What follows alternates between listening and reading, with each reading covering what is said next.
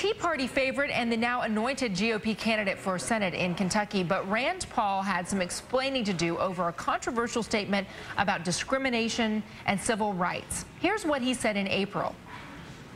Would you have voted for the Civil Rights Act of 1964? I like the Civil Rights Act in the sense that it ended discrimination in all public domains, and I'm all in favor of that. But? You had to ask me the but.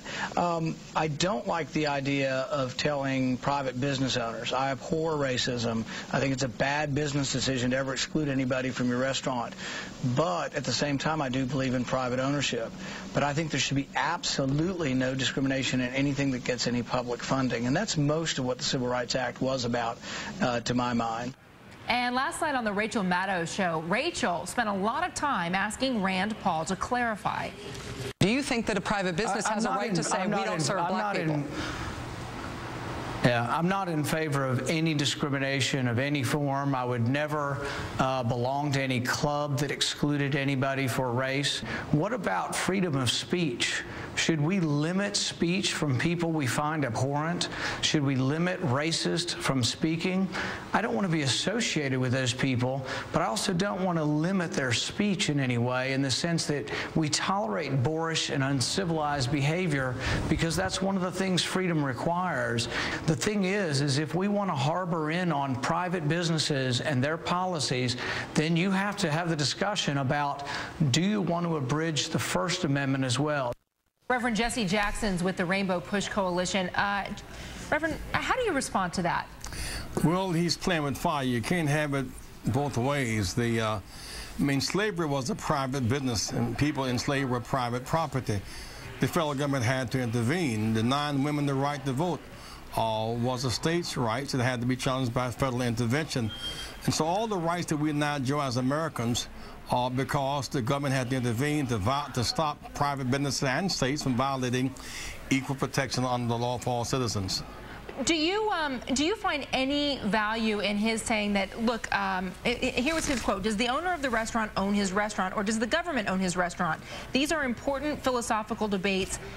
Do you agree that there is a dividing line between the government saying you cannot discriminate in a public forum and being able to do so in a private forum in any way? No, contestant. Back in '64, the argument was that Miss Murphy's house, that she had the right as a private boarding house to deny boarders to rent a room there.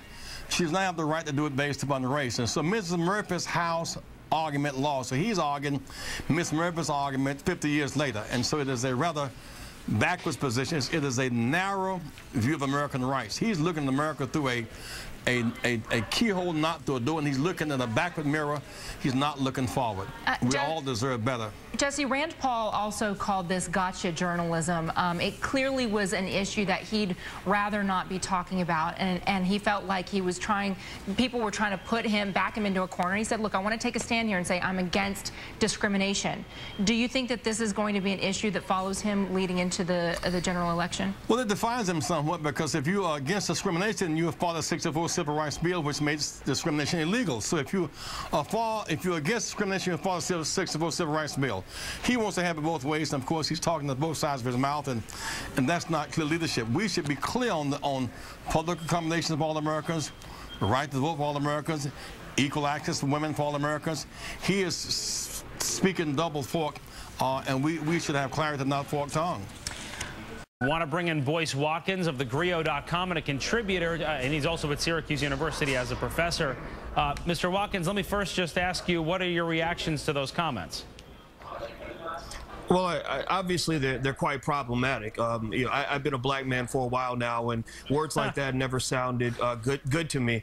What I will say is that I'm a fellow Kentuckian, just like Rand Paul, and I'm familiar with that brand of very subtle racism. You see, Rand Paul really, he reminds us that the rotten apple doesn't fall far from the tree. And if you recall, his father Ron, in his newsletter in 1992, there were a lot of comments that were disparaging toward minorities.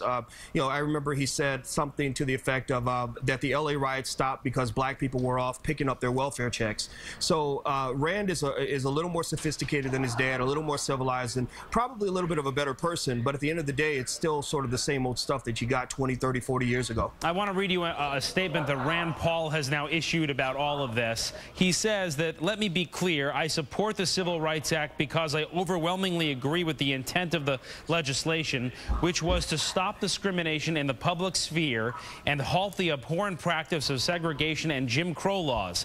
As I've said in previous statements, sections of the Civil Rights Act were debated on constitutional grounds when the legislation was passed. Those issues have been settled by federal courts in the intervening years.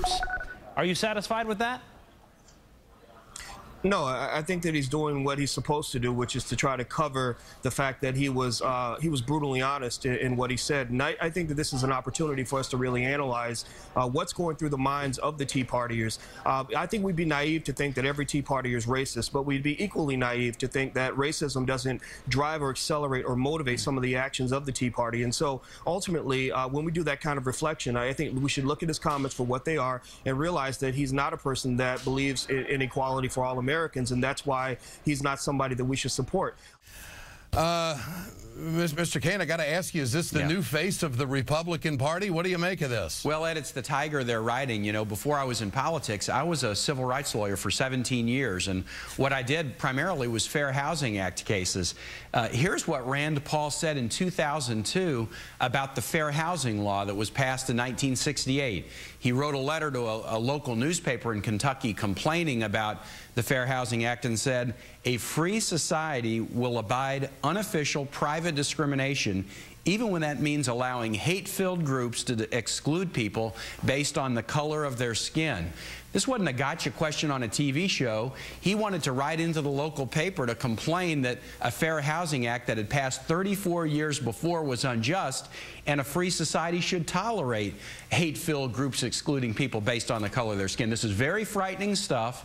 It's the kind of stuff that happens when you see this kind of extremism run wild, and I think the Republican Party needs to get on record, as you were saying earlier, and get their leaders out there saying we're against this and we condemn this kind of thinking. Dr. Paul also having weighed in on the Americans with Disabilities Act, saying that requiring businesses to provide access to disabled people is not always, quote, fair to the business owner. So how did the Republican nominee today try to mitigate all of this damage? Largely by blaming the liberal media.